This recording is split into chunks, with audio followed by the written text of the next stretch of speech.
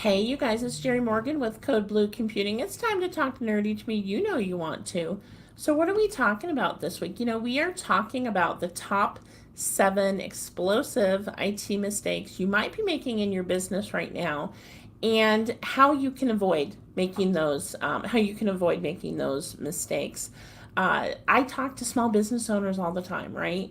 And we run across these seven things over and over again that small business owners are doing, and that they can be fairly easy fixes for you.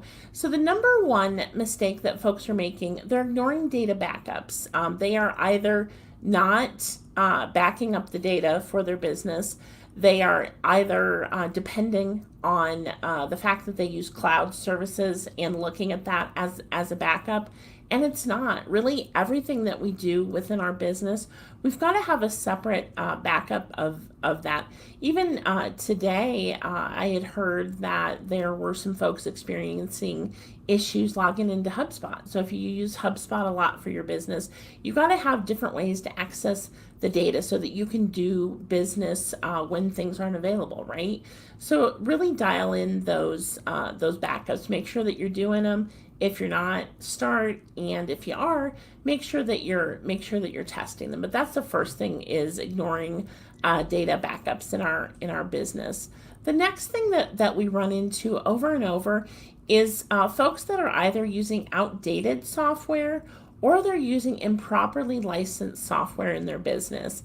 And what we run into a lot, we either run into folks that have a really old version of software, sometimes because they don't want to pay for the new version, but they're not getting those enhanced features, and sometimes there are security issues with that, right?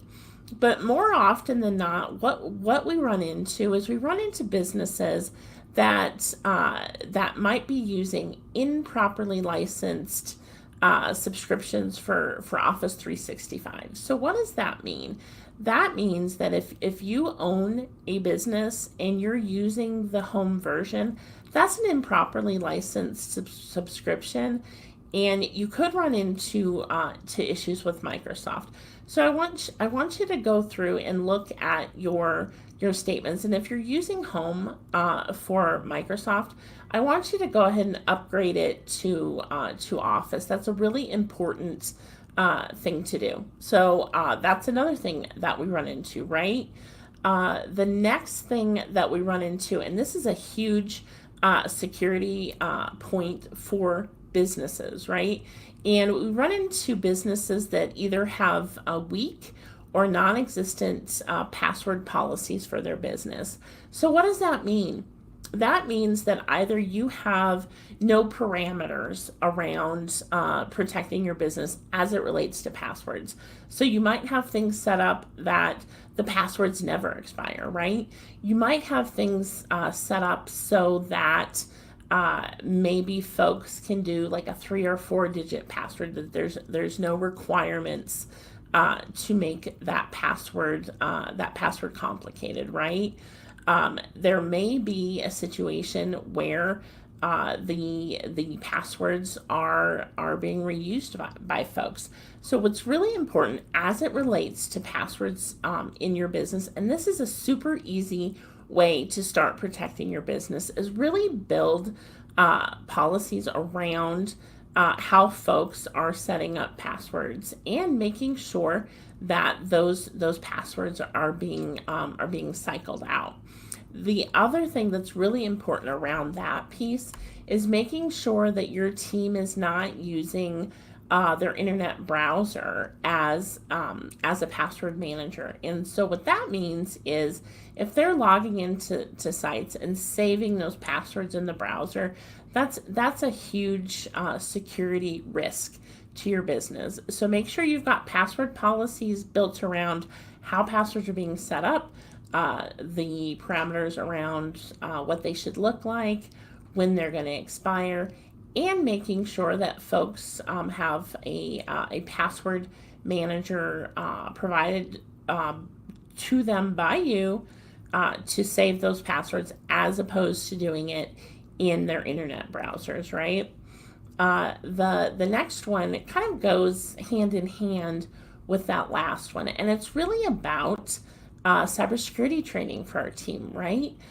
When I go out and meet with businesses, I can say fairly confident, almost never do folks have a built-out cybersecurity training program for our team. And it's really important as business owners that we give our team the tools that they need to be successful, right? We wouldn't have an accounting clerk start and have no accounting background, don't give them access to QuickBooks or the bank accounts, and then be frustrated because they didn't do their job, right?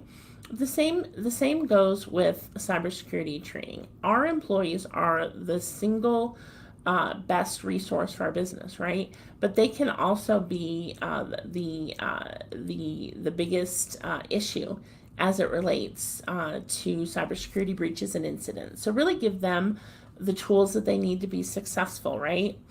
The next one that we run into over and over is having no incident response plan. And what that means is when you run into an incident for your business, whether funds were wired inappropriately, whether you have a team member that clicked on something that they weren't supposed to, whether you've got a full-blown ransomware attack, right? If you don't have a built-out written incident response plan, you're going to have a bunch of people with their hair on fire, right? Nobody's going to know what to do.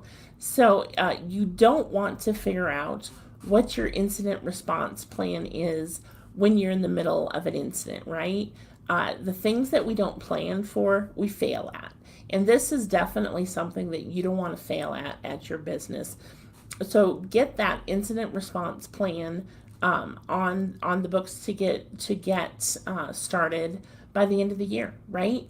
If you do have an incident response plan in place, I want you to revisit it and see if there's changes that need to be made, if there's updates that need to happen. Those incident response plans, they're not static, right? They ebb and flow with our businesses, and we need to revisit them at least annually, right? The sixth item that we see businesses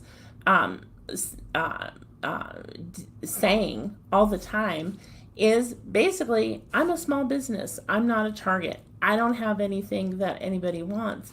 And that is simply not true. You have money in your bank account, people want that, right? You have your intellectual property, right? That you've spent, however many years that you've been in business building out, right? You have customers, you have employees, you have, no matter what type of business you have, whether it's construction, whether it's accounting, it doesn't matter, manufacturing. Every business is a target, and they have things that need to be stolen, and you need to take that seriously and take that responsibility to heart, and really build up those layers around your business to protect it. The last item, number 7 on the list, is lack of vendor management. And what that means, we run into businesses all the time that are using third-party vendors, right? You may have a third-party bookkeeper. You may have a third-party marketing firm. All types of things. Payroll services, right? We have all of these different vendors that we use in our businesses. But it's really important to look closely at those folks that we choose to do business with, and look at what are their security practices, right? Do they have an incident response plan? Who has access to your data of those outsourced vendors that you use? Because it's your responsibility not only to make sure your own house is in order, but it is also your responsibility to make sure the house is in order for the vendors that you choose to work with. And it's really important that you build that into your agreements with folks.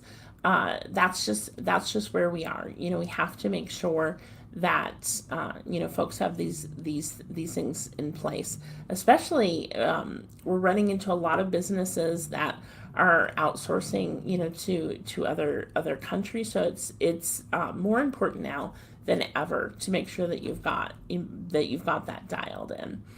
And really, as you go through these 7 items, these are things that as a business owner, you can go through and tighten these things up.